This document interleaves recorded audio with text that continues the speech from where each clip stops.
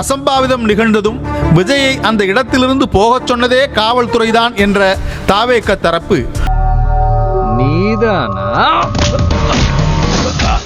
விஜய் அங்கு இருந்தால் மேலும் சிக்கலுக்கு வழிவகுக்கும் என கூறி போக சொன்னதோடு பாதிக்கப்பட்டவர்களை மருத்துவமனையில் வைத்து சந்திக்க சென்ற கட்சி நிர்வாகிகளை போலீஸ் அனுமதிக்க மறுத்துவிட்டது எனவும் வாதிட்டது. இதுக்கு இடையில ஐயோ வேற அம்மா வேற சீக்கிரம் போட அம்மா வேற எங்க தம்பி ஒரே ஒரு தடவை பாத்துக்கறடா நீங்க இன்னைக்கு புளைக்கறீங்களான்னு பாருங்க.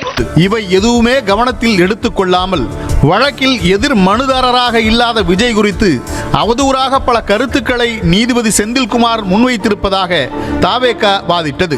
இவர்தான், இவருக்கு இதான் வேலை.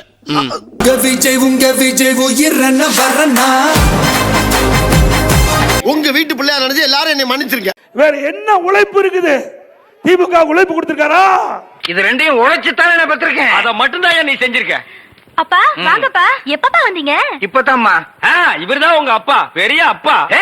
என்ன முறையே மாறுது? இவரு பேசுறாரு நம்பல, பால்டா எல்லாம் பேசுது, என்ன பண்றது? நரி ஊருக்குள்ள வர்றதே தப்பு, இதுல ஊழ இட்டுக்கிட்டு வேற வருதா? யார் நரி? யாரு கத்துனது? நான் தான் கத்துனேன். அப்ப நீ தான் நரி.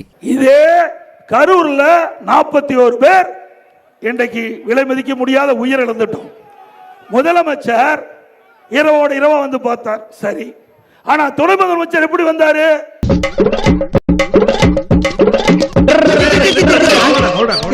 எருமைக்கு பிறந்த எருமை. உல்லாச சுற்றுப்பயணம் போனார். தனி விமானத்தில் துபாயிலிருந்து திருச்சி வந்தார். திருச்சியிலிருந்து நேரா மருத்துவமனைக்கு போனார். ஒரு மாலை வாங்கி போட்டார், பார்த்தாரு, பேட்டி கொடுத்தாரு. நேரா திருச்சி விமான நிலையத்துக்கு போய் விமானம் ஏறி துபாய் போயிட்டார். எங்க தலைக்கு எவ்வளவு தில்லு பத்தியா? நீ சுமாரா. அத்தோடு சம்பவம் நிகழ்ந்ததும் கரூரிலிருந்து விஜய் தப்பிச் சென்றதாக அரசு தரப்பில் உயர்நீதிமன்றத்தில் கூறப்பட்டுள்ளது என்ற தாவேக தரப்பு வழக்கறிஞர், ஏன் உனக்கு இந்த வேலை? நீ வாங்குற இந்த 10-5 பிச்சைக்கு இது தேவைதானா? ஒரு விளம்பரம். என்னடா விளம்பரம்? உடன்பிறப்புகளின் அலறலும் சாட்டையின் கதறலும் அப்படின்னு கூட வைக்கலாம். அந்த அளவுக்கு நேத்து பாத்தீங்கன்னா கதறி வச்சிருக்காங்க மொத்த பேரும். என்ன போகையில?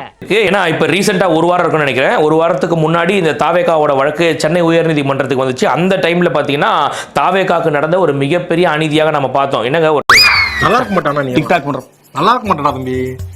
நல்லாவே இருக்க மாட்டேன். நீதிமன்றத்திலே வந்து இப்படி ஒரு அநீதி நடக்குது அப்படின்னும் போது உண்மையிலேயே நீதிமன்றம்னா எப்படி இருக்கணும், நீதிபதிகள்லாம் எப்படி இருக்கணும் அப்படின்றத சுப்ரீம் கோர்ட் எல்லாருக்கும் உணர்த்தியிருக்கு. இந்த உடன்பிறப்புகள் இந்த சாட்டை கதறல் இருக்கு பாத்தீங்களா, உண்மையிலேயே அதுதாங்க எனக்கு ரொம்ப ஹைலைட். அழுவலையா? கண்ணீர் ஒழி பேண்ட்டுக்குள்ள போயினுக்குது, அழுவலன்ற. இதெல்லாம் தாண்டி, இதுல இருந்த சந்தோஷத்தெல்லாம் தாண்டி நேற்று சாட்டை கதறனா பாருங்க, அதை பார்க்கும்போது தாங்க ரொம்ப ஆனந்தமா இருக்கு.